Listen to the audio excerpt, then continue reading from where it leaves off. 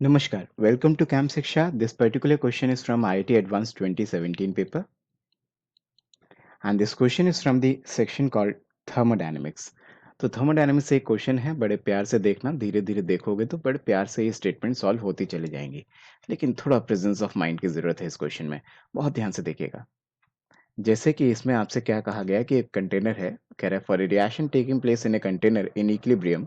मतलब ये कोई रिएक्शन है जिसमें रिएक्टेंट से प्रोडक्ट बन रहा है, और ये इक्विलिब्रियम रिएक्शन होगी क्योंकि ये इक्विलिब्रियम की बातें कर रहा है ऑब्वियसली। और यहाँ पे ये भी आपसे कह रखा है is in equilibrium with surrounding, मतलब कि ये जो सिस्टम और सराउंडिंग है ये भी दोनों एक दूसरे के इक्विलिब्रियम में है।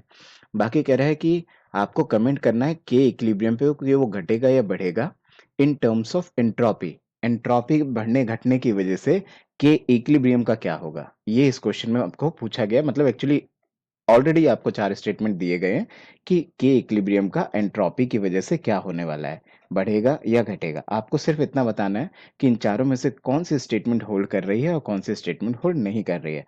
मतलब आपको ये बताना है कौन सी स्टेटमेंट ट्रू है और कौन सी स्टेटमेंट ट्रू नहीं है। तो 2-3 चीजें इस क्वेश्चन में यूज होंगी थर्मोडायनेमिक्स से। जैसे देखो, एक चीज तो आपको ऑलरेडी पता होगा। क्या पता होगा? कि डेल्टा जी जितना आपका नेगेटिव होगा उतना ज़्यादा रिएक्शन के होने की टेंडेंसी होगी। इट मीन्स कि के इक्विलिब्रियम क्या होगा, उतना ज़्यादा बढ़ेगा जितना डेल्टा जी घटेगा। एक तो ये बात पकड़ में आई मेरे को। इसी बात से शायद अगर मैं अब अपने स्टेटमेंट नंबर 1 पे चलूँ तो शायद मेरा काफ़ी हद तक ये बात सॉल्व हो जाएगी। देखें ज़रा, कैसे स्टेटमेंट नंबर 1 क्या-क्या कह रहा है? देखें ज़रा। कह रहा है स्टेटमेंट नंबर 1 कह रहा है with increase in temperature the value of के फॉर एक्सोथर्मिक रिएक्शन डिक्रीजेस।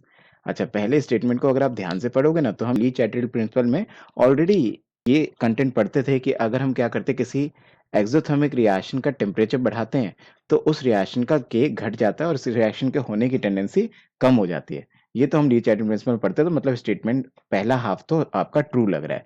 लेकिन उसने आपसे ली चैटरल प्रिंसिपल के बेसिस पे ये स्टेटमेंट नहीं पूछा है, तो इसलिए हम उस बेसिस पे नहीं सोचेंगे। तो मैं डायरेक्टली उस बेसिस पे सोच के इसको सही या गलत नहीं कह रहा हूँ। मेरे को सोचना है इन टर्म्स ऑफ एंट्रोपी, मतलब आगे जो दे रखा है, because entropy change of the system is positive. इसके आधार पे मेरे को सोचना है कि जो ऊपर स्टेटमेंट दिया गया है कि एक्सोथर्मिक रिएक्शन का टेम्परेचर बढ़ाने पे के इक्विलिब्रियम घटेगा, मतलब उस रिएक्शन के होने की टेंडेंसी कम हो जाएगी। क्या उसका entropy change of the system positive हो तो क्या ये सही लॉजिक है? देखते जरा, देखते हैं। अच्छा, सबसे पहले मैं देखूं कि ये कहना क्या चाह रहा है। ये कहना चाह रहा है कि एक्सोथर्मिक रिएक्शन है। अगर एक्सोथर्मिक रिएक्शन है तो आई होप ये आप सब में से सब लोग समझ पा रहे होंगे कि डेल्टा एच आपका सिस्टम का कैसा होगा। अगर एक्सोथर्मिक रिएक्शन है, नेगेटिव होगा। ठीक है जी। अच्छा जी, दूसरा क्वेश्चन में क्या स्टेटमेंट गिवन है? कह रहा है कि because the entropy change of the system is positive. कह रहा है entropy change of the system positive है। ठीक है, तो ऐसा हो रहा है। अच्छा, अगर मैं कहूँ delta S of the system, जो कि क्वेश्चन में ये सेकंड स्टेटमेंट में कह रहा है कैसा है, पॉजिटिव है, तब ये कह रहा है ये चीज हो रही है जो ऊपर लिखा हुआ है। ठीक है, इसे चेक कर लेते हैं एक बार। तो देखते हैं जरा ये चीज हो भी रही है कि नहीं हो रही है, जरा चेक करते हैं। कैसे चेक करेंगे? अपना फॉर्मूला लगाते हैं, delta G is equal to delta H minus T delta S. यहाँ अगर मैं ये सब सब्स्टिट्यूट कर दूं, मतलब मैं कहूँ मेरे को क्या गिवन है, मेरे को गिवन है डेल्टा एच तो दे रखा है नेगेटिव। ठीक है, और डेल्टा एस कैसा दे रखा है, पॉजिटिव। तो आप खुद से सोचो कि ये प्लस माइनस आपस में माइनस हो जाएगा, और ये माइनस है, माइनस माइनस माइनस ही रहेगा, डेल्टा जी तो आपका नेगेटिव ही होगा। और ये ऊपर से कह रहा है कि अगर आपने टेम्परेचर बढ़ाया, अगर आपने टेम्परेचर बढ़ाया, इट मीन्स कि वो ये कह रहा है इस टेम्परेचर को अगर मैं बढ़ाऊं तो क्या होगा। तो अगर इस टेम्परेचर को बढ़ाओगे तो ये ज़्यादा से ज़्यादा नेगेटिव होगा, और अगर ज़्यादा से ज़्यादा नेगेटिव होगा तो मैंने अभी अभी बताया कि अगर डेल्टा जी ज़्यादा से ज़्यादा नेगेटिव होगा तो के इक्विलिब्रियम बढ़ना चाहिए। लेकिन यहाँ तो ये क्या कह रहा है, यहाँ कह रहा है कि ये सब कुछ होने के बाद जब ये स्टेटमेंट होल्ड कर रहा है, ये स्टेटमेंट होल्ड कर रहा है, उस वक्त डेल्टा जी डिक्रीज कर रहा है और के इक्विलिब्रियम बढ़ रहा है। ये हमने निकाला। लेकिन एक्चुअली में क्वेश्चन में क्या कह रहा है, क्वेश्चन में तो कह रहा है कि अगर टेम्परेचर बढ़ाओगे तो के इक्विलिब्रियम आपका डिक्रीज होना चाहिए। तो कह रहा है क्या वो डिक्रीज होगा? नहीं जी, डिक्रीज नहीं, वो तो इंक्रीज होगा। हमने जो लॉजिक दिया, हमने जो सॉल्व किया, उसके आधार पे तो ये सब करने के बाद डेल्टा जी नेगेटिव आ रहा है, और नेगेटिव आ रहा है तो के इक्विलिब्रियम बढ़ना चाहिए।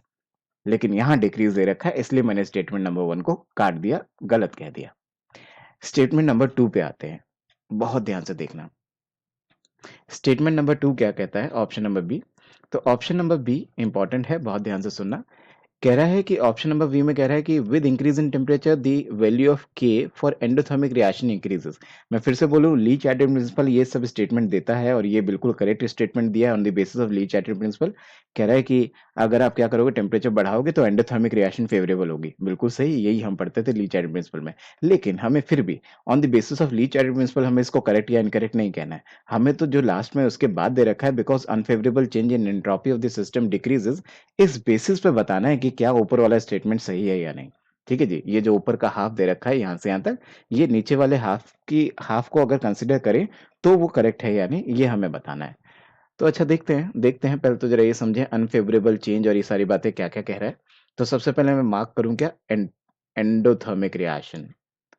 एंडोथर्मिक रिएक्शन कह रहा है, और क्या कह रहा है, unfavourable change in the entropy of the surrounding. Entropy of the surrounding पे कमेंट करना है। तो अच्छा, इन दोनों को एक दूसरे के साथ जरा रिलेट करने की कोशिश करते हैं। एंडोथर्मिक रिएक्शन को सराउंडिंग से, डेल्टा एस ऑफ सराउंडिंग से रिलेट करते हैं। अच्छा, तो देखना जरा, अगर मैं डेल्टा एस ऑफ सराउंडिंग लिखूं तो इतना तो आप सब लोग एग्री करोगे कि delta S of the surrounding क्या है, वो होगा delta H of the surrounding divided by temperature. होगा जी। अच्छा, अगर इसी चीज को delta S of the surrounding को मैं इन टर्म्स ऑफ सिस्टम लिखूं तो कैसे लिखूंगा, देखना।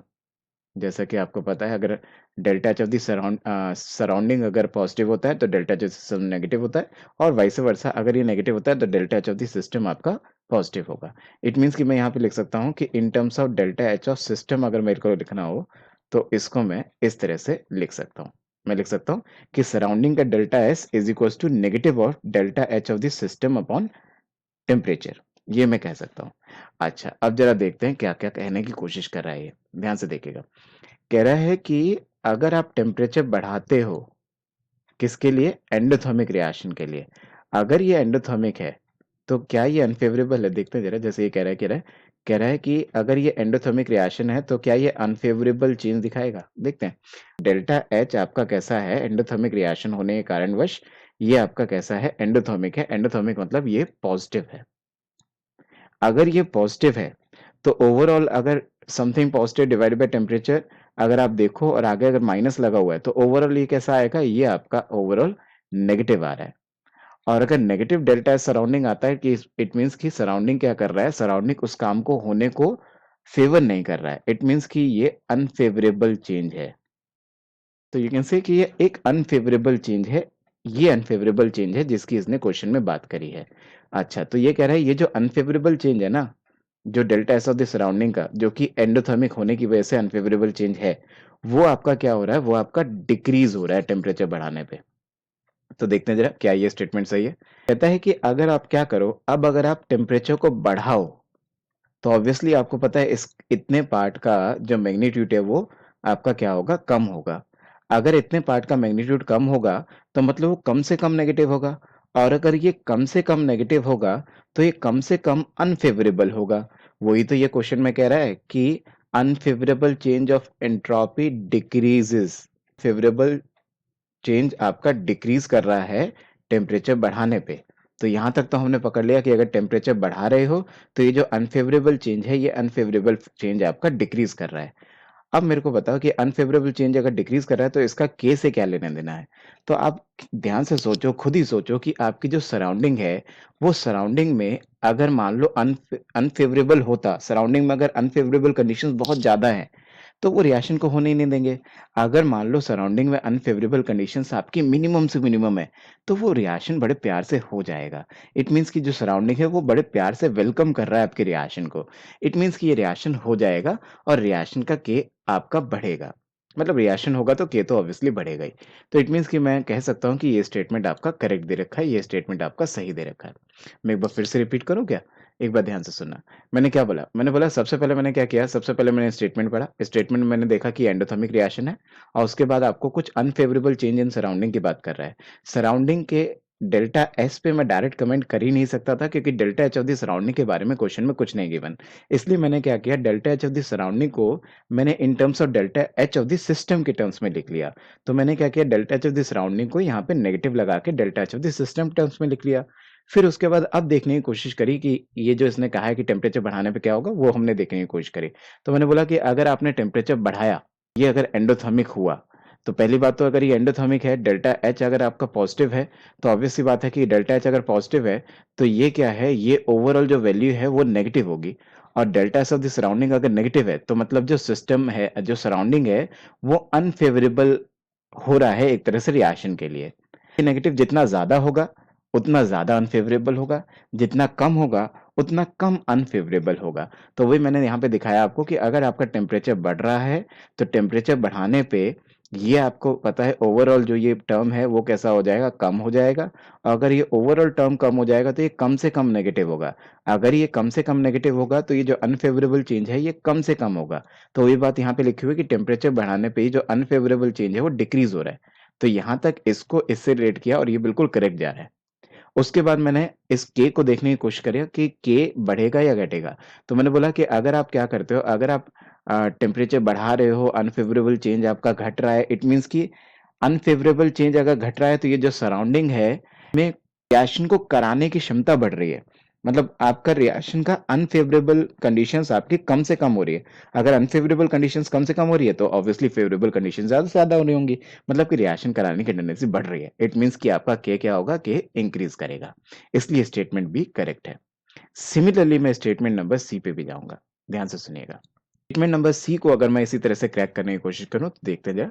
सबसे पहले उसने बोला कि ये क्या है, कि आपका एंडोथर्मिक रिएक्शन के बारे में बात कर रहा है। अच्छा, और entropy of this system is negative. अच्छा, इसमें कोई फेवरेबल अनफेवरेबल वाली बात नहीं कर रहा है, तो मेरे को तो लग रहा है ये तो इजी कॉन्सेप्ट से, इसी कॉन्सेप्ट से हो जाएगा, हमें अननेसेसरी इस सब में घुसने की जरूरत नहीं है। इसी से हो जाएगा शायद। ये देखते हैं कैसे। जैसे कि अगर मैं आपसे बोलूं कि इसने क्या क्या दिया आपको, इसने दिया डेल्टा एच कैसा है, एंडोथर्मिक है, तो डेल्टा एच पॉजिटिव है। ठीक है जी। अच्छा, अगला क्या कह रहा है, system entropy of the system is negative. अगर सिस्टम की एंट्रोपी आपकी नेगेटिव है, तो ऐसे में आपको पता है delta G is equal to delta H minus T delta S होता है। उसके आधार पे अगर मैं आपसे कहूँ कि ये कैसा है जी, ये तो आप मेरे को बोलो कि ये तो है पॉजिटिव, और मैं बोलूँ ये कैसा है, ये आप मेरे को बोलो नेगेटिव। तो अगर मैं आपसे कहूँ ये समथिंग पॉजिटिव है, ये समथिंग नेगेटिव है, और नेगेटिव नेगेटिव पॉजिटिव हो जाएगा, ओवरऑल डेल्टा जी कैसा आएगा, पॉजिटिव आएगा। ओवरऑल डेल्टा जी पॉजिटिव आएगा। अगर डेल्टा जी पॉजिटिव आएगा तो आपको पता है अगर डेल्टा जी पॉजिटिव आएगा तो के घटेगा। और उसमें भी अगर आप टेम्परेचर जितना ज्यादा से ज्यादा ले लोगे, यहाँ पे उसने बोला ना कि आपको टेम्परेचर अगर आप बढ़ाओगे, तो कह रहा है इंक्रीजिंग अगर टेम्परेचर है, तो ऐसे में के क्या होना चाहिए, के भी इंक्रीज करना चाहिए। तो देखते जरा, कह रहा है कि अगर आप इस टेम्परेचर को बढ़ाओगे, तो आपको पता है अगर टेम्परेचर बढ़ाओगे तो ओवरऑल ये पूरा ही टर्म बढ़ जाएगा। और पूरा ही टर्म बढ़ जाएगा तो ये ओवरऑल ज्यादा से ज्यादा पॉजिटिव हो जाएगा। और अगर ये ज्यादा से ज्यादा पॉजिटिव हो गया तो के तो ज्यादा से ज्यादा डिक्रीज करना चाहिए, लेकिन यहाँ लिखा है कि इंक्रीज कर रहा है। तो इस कारणवश मैंने इस ऑप्शन को भी काट दिया। ये भी गलत कह रहा है कि इंक्रीज नहीं करेगा, के तो डिक्रीज करेगा। नेक्स्ट, नेक्स्ट ध्यान से सुनना। नेक्स्ट आपको फिर से फेवरेबल या अनफेवरेबल की तरफ लेके जा रहा है, इसलिए मैं इस वाले कॉन्सेप्ट से सोचने की कोशिश करूंगा। इसको ध्यान से देखिएगा क्या क्या कह रहा है। सबसे पहली चीज जिसको मैं मार्क करूं वो है कि एक्सोथर्मिक रिएक्शन आपसे कहना चाह रहा है। यहाँ पे favourable change in surrounding decreases. अच्छा जी।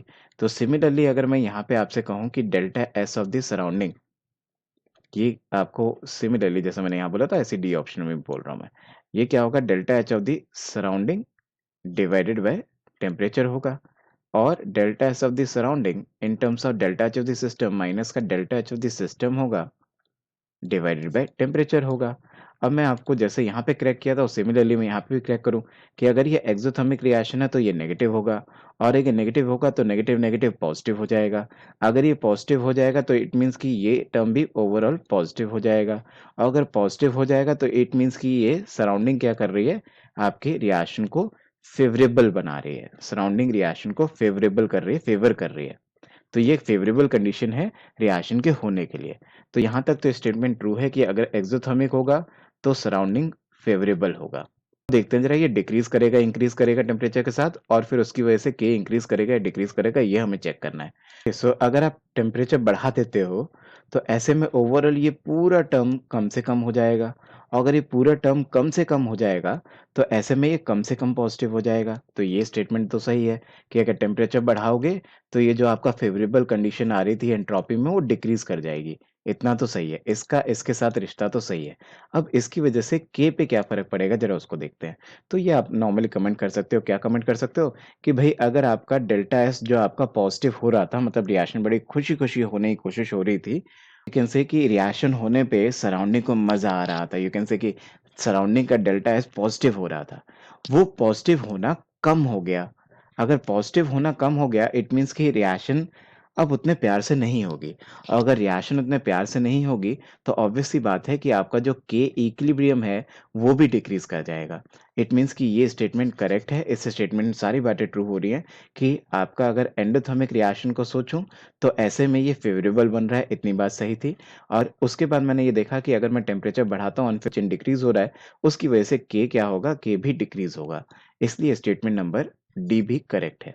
तो बहुत अच्छा क्वेश्चन आईआईटी ने डिज़ाइन किया था सन 2017 में एंड इसका जो करेक्ट आंसर होगा वो मेरे हिसाब से होना चाहिए option number B, option number D.